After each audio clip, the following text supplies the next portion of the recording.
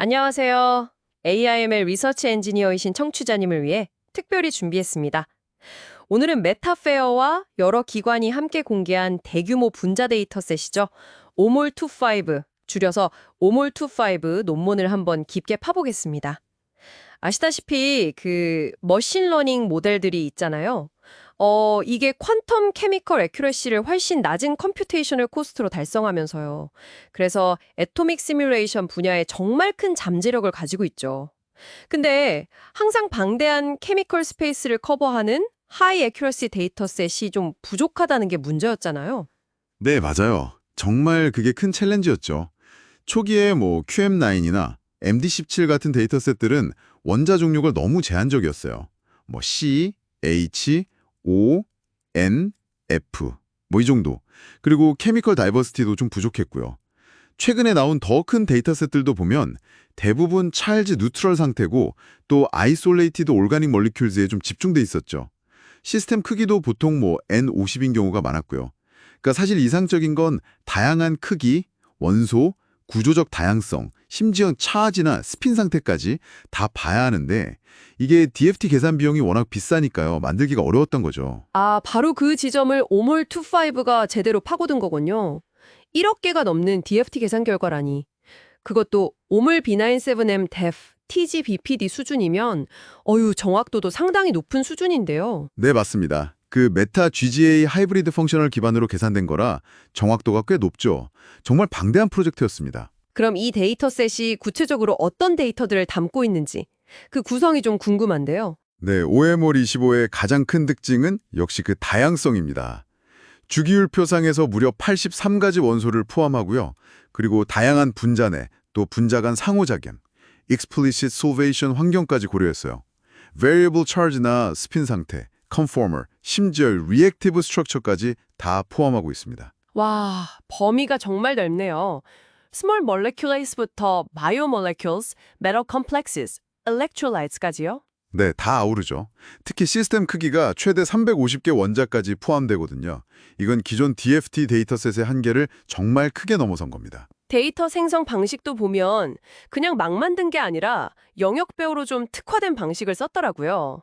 바이오모레큘 쪽은 바이올립2 데이터베이스 기반으로 프로틴 파켓 환경을 추출하고 MD 시뮬레이션을 돌렸다고 하고요. 맞아요. 그리고 메로 컴플렉스스 같은 경우는 아키텍처라는 패키지를 써서 다양한 리건드와 메도센을 조합으로 3D 구조를 만들고 AAFR, 그러니까 Artificial Force Induced Reaction 방식으로 Reactive Geometry를 샘플링했죠. Electrolytes 쪽도 MD 시뮬레이션으로 Solvated Ion 클러스터 구조를 샘플링하고 또 아키텍처로 새로운 스몰 모레큘 생성이나 몰레큘러 클러스터 구성도 하고요. 정말 공을 많이 들인 것 같아요. 그리고 정말 중요한 포인트가 하나 있는데요. 그 ANI2X나 Transition 1X, GOM 같은 기존에 많이 쓰이던 커뮤니티 데이터셋들 있잖아요. 네네, 있죠. 그것들을 전부 OMR25랑 동일한 DFT 레벨, 그러니까 567M-VDIF2 TZ-VPD로 다시 계산했어요. 아, 일관성을 위해서요? 네, 맞아요. 일관성 확보가 아주 중요했죠. 계산에는 올카 6.0 패키지 쓰고 DFGRD3 같은 하이 퀄리티 세팅을 사용해서 에너지 포스 컨시스턴시를 최대한 높였습니다. 이게 사실 스테이트 오브 디 아트 MLIP 모델 자체의 오차 수준하고 비슷할 정도로 중요하거든요. 그렇군요. 데이터셋 구축도 엄청나지만 이걸로 모델 성능을 제대로 평가하는 것도 정말 중요하잖아요. 평가 프레임워크도 상당히 잘 만들어진 것 같던데요. 네, 맞습니다. 그냥 단순하게 트레인 밸리데이션 테스트 스플릿만 한 게 아니고요. 컴포지션 기반으로 데이터를 나눠서 데이터 리퀴즈를 막으려고 했고 all, 4M, neutral 이렇게 세 가지 크기의 데이터셋을 제공해서 연구 목적에 맞게 골랐을 수 있게 했어요. 특히 out of distribution, OOD 스플릿이라는 게 좀 인상 깊었어요. 네. OOD 스플릿. 이게 모델의 제너럴라이제이션 능력을 제대로 보려는 건데요. 예를 들면 특정 메탈 리간드 본드 조합이라던가 PDB, TM, 그러니까 메탈 포함된 단백질 구조 같은 것들을 일부러 학습에서 빼고 테스트하는 거죠. 그래야 모델이 정말 처음 보는 데이터를 얼마나 잘 작동하는지 좀 더 엄격하게 평가할 수 있거든요. 평가 태스크도 그냥 에너지 포스 MA만 보는 게 아니고요. 그렇죠. 그런 단순한 매트릭을 넘어서 컨포머 랭킹이라든지 아이오나이제이션 에너지, I나 일렉트론 애피니티 EA, 그러니까 전자를 떼거나 붙일 때 에너지 변화 예측이죠. 그리고 스핀 갭 계산, 디스턴스 스케일링처럼 실제 컴퓨테이셔널 케미스트리 애플리케이션에서 중요한 좀 더 도메인 인포럼드 타스크들로 구성해서 모델의 실용적인 성능을 검증하려고 했습니다. 와, 정말 체계적이네요. 그럼 이 데이터셋으로 학습시킨 베이스라인 모델들, 뭐 ESN이나 잼넨 OC, 메이스 같은 것들 성능은 좀 어땠나요? 네, 일단 찰즈랑 스핀 정보를 모델 인풋으로 활용하도록 간단한 임베딩 방식을 추가했고요. 결과를 좀 보면 역시 에너지 컨서빙 모델이 다이렉트 포스 프로텍션 모델보다는 좀 더 우수했고요. 그리고 예상대로 모델 크기가 클수록 성능이 좋아지는 경향. 예를 들면 ESN은 MD가 ESN은 스밀보다 더 나은 성능을 보였죠. 잼넨 OC는 ESN은 스밀보다는 확실히 뛰어났고 ESN은 MD랑은 좀 비슷한 수준이었어요. 전체 데이터셋으로 학습시킨 거랑 4M 서브셋으로 학습시킨 거랑 차이가 좀 있었나요? 네, 흥미로운 부분인데요. 전체 all 데이터셋으로 학습한 모델이 4M 서브셋 학습 모델보다 성능이 한 50%에서 100% 정도 향상됐어요. 꽤 큰 차이죠. 근데 더 재밌는 건 두 데이터셋 간의 모델 성능 경향 자체는 아주 유사했다는 거예요.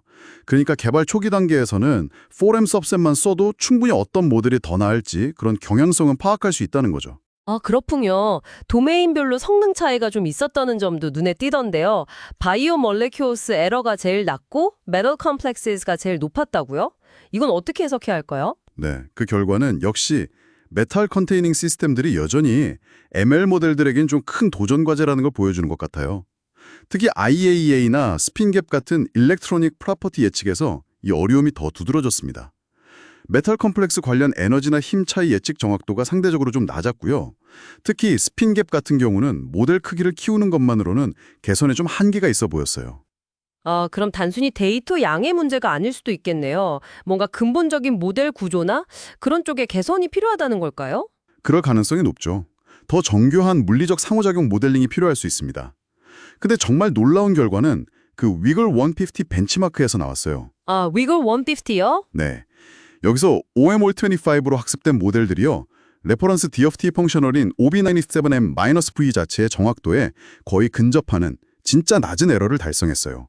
RMSA나 MA가 1kmmol 미만이었으니까요. 와, 1kmmol 미만이요. 그건 정말 CCSDT, CBS 수준 대비로도 엄청 높은 정확도 아닌가요? 네, 맞아요. 골드 스탠다드 대비로도 상당히 높은 정확도죠. 이게 뭘 의미하냐면 이 OMR25 데이터셋만 충분히 학습하면 ML 모델로 OB97M-B 펑셔널의 예측 능력을 거의 완벽하게 복제할 수 있다. 뭐 이런 가능성을 보여준 거죠. 이야, 정말 인상적이네요. 그럼 정리를 좀 해보면 OMR 이온은 ML 기반 분자 시뮬레이션 연구에 있어서 진짜 전례 없는 규모, 다양성, 그리고 정확도를 갖춘 데이터셋이자 아주 포괄적인 평가 프레임워크를 제공한다. 이렇게 볼 수 있겠군요. 네, 정확합니다. 그리고 베이스라인 결과들을 보면 현재 소타 모델들의 가능성도 보여주지만 동시에 특히 일렉트로닉 프로퍼티 예측 같은 부분에서는 여전히 개선할 점, 그러니까 한계점도 명확하게 보여주는 거고요. 네, 같습니다. 강점과 약점을 동시에 보여주죠. 그리고 데이터랑 모델 가중치 모두 퍼미시브 라이센스로 공개가 되어서요. 커뮤니티에서 이걸 가지고 더 활발하게 연구하고 혁신할 수 있는 기반이 마련된 셈입니다. 곧 퍼블릭 리더보드도 공개된다고 하니까요. 아마 더 좋은 모델들이 경쟁적으로 나올 걸로 기대하고 있습니다. 네, 정말 기대되네요. 그럼 마지막으로 청취자님께 이런 질문을 한번 던져보고 싶습니다. OMR2호라는 정말 방대한 데이터셋이 나왔지만 여전히 IAEA나 스핀갭 같은 일렉트로닉 프로퍼티 예측은 어렵다는 점이 드러났잖아요.